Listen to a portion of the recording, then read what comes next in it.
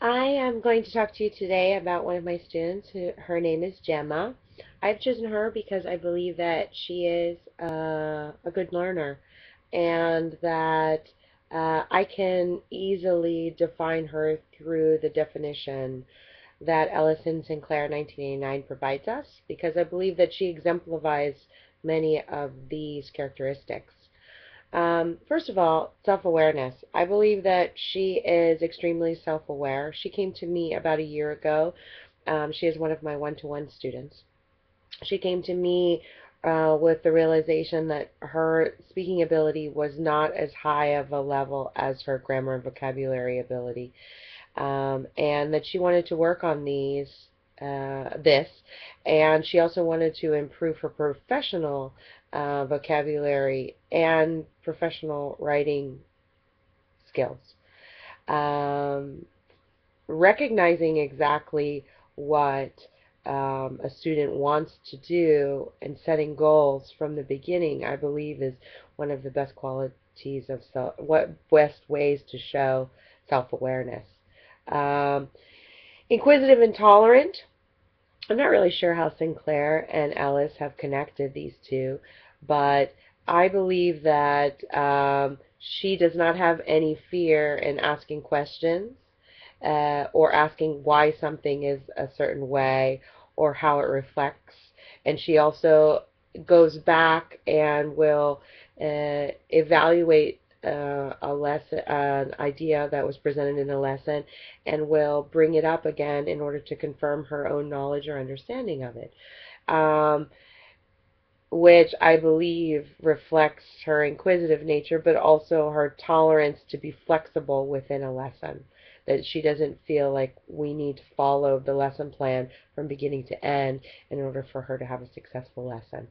Um, she's self-critical in that she looks at her performance, takes notes when she makes mistakes, evaluates her own homework, corrects her own homework, and if finds problems in her homework, things that she doesn't understand, she will look up the information, and if it still doesn't make sense, come to me and ask me questions. I feel like that is uh, exemplifying self-awareness and self-criticism to recognize where your shortcomings are, um, and trying to find the answer, and if you can't, seeking help. Um, so that she's realistic and that she knows that her limitation of understanding something can come up, but also realistic in how much she can take on, how much she can do, and really uh, utilizes her time um, to the best of her ability. She sets goals, but also analyzes why she hasn't met particular goals. Um, so that's where the characteristic of realistic comes in. Willing to experiment. I don't believe this is really one of her strongest qualities. Maybe in the fact that this whole one-to-one experience is an experiment for her.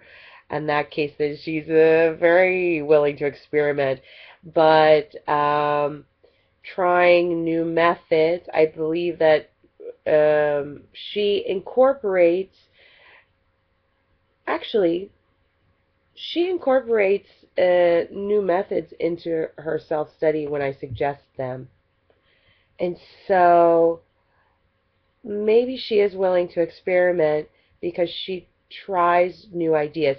But she's also someone who will try something and will discard it if it is not doesn't function for her, and she will tell me uh, if it's something that didn't work for her. So I guess she's willing to experiment, but she's very realistic and whether or not something works for her or not. She's capable of evaluating, self-evaluation. Um, She is one of her best characteristics, I believe, is that she's very self-involved in her learning. This is what motivated her to find a private teacher. She always completes her homework on time. She completes tasks aside from just the homework. She carries on a number of autonomous learner tasks. She keeps journals. She has a vocabulary journal and a writing journal. She does translation work on her professional technical writing, and she also watches technical video and does some tasks with that. She is uh, devoted, so to speak, to her language learning. So she does as much as she possibly can in order to improve her level and her ability. And she also exemplifies another characteristic that I personally believe is one of the most important uh, characteristics of a good learner, which is she's highly organized. She has color-coded her book for easy access. Her notebook is organized by different sections: grammar, vocabulary, phrasal verbs, functional language, things that come up in class.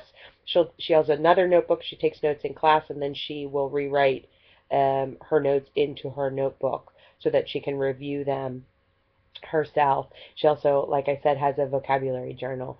And I believe these things and these tasks, being so highly organized, helps her to, whenever she has free time, feel like she still has something that she can work on because she's so organized. It also helps with her self-awareness of what she needs to work on. So that's my evaluation of Gemma.